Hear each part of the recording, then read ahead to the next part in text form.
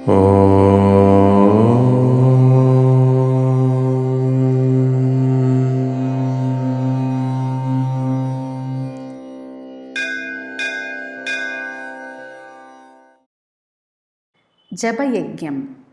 யஜ்யங்களில் ஜபயஜ்யம் மிக சுலபமானது. எந்த வேளையிலும் எந்த சூழ்நிலையிலும் பல பல அலுவலர்களுக்கு இடையிலேயும் நடமாடும் பொழுதும் பயணம் செய்து கொண்டிருக்கும் பொழுதும் நாம ஜபம் செய்யலாம். பிரார்த்தனை என்பது வேண்டுதலின் மூலம் ஜீவாத்மா பரமாத்மாவுடன் தொடர்பு கொள்வது. ஜீவாத்மா பரமாத்மா இணக்கத்தினை நிலைநாட்ட பிரார்த்தனை இணைந்ததொரு கருவியாகிறது. உணர்ச்சியற்ற பாடலோ உரைநடையோ பிரார்த்தனை ஆகாது. உணர்ச்சியை உருவாக்க காயத்ரி பெரும் துணை புரிகிறது. கிரியையோடு கூடிய வழிபாடும் ஆத்ம சாதனமாகிறது. தீமகி என்றால் என்ன பொருள்? தீமகி என்பதற்கு தியானிப்போமாக என்பது அர்த்தம்.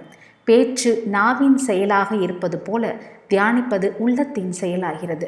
தியானம் செய்வதை உள்குதல் என்னலாம். விரும்புகிற உருவம் உள்ளத்தில் உருவெடுப்பதற்கு ஏற்ப அதன் செயலாகிய உள்ளுதலும் ஓங்குகிறது.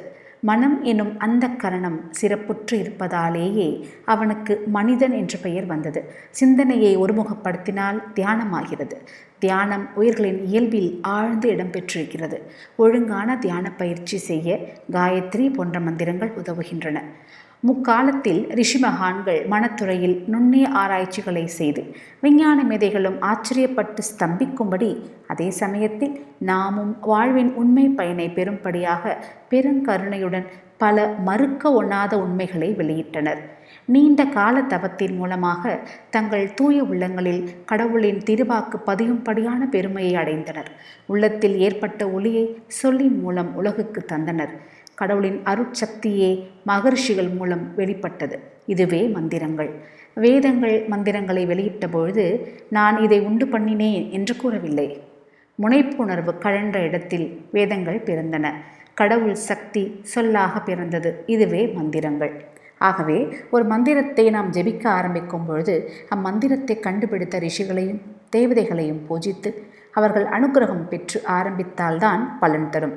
அவர்களுடைய தபஸ், கீர்த்தி, சக்தி அம்மந்திரம் மூலமாக நம்மை வந்தடையும்.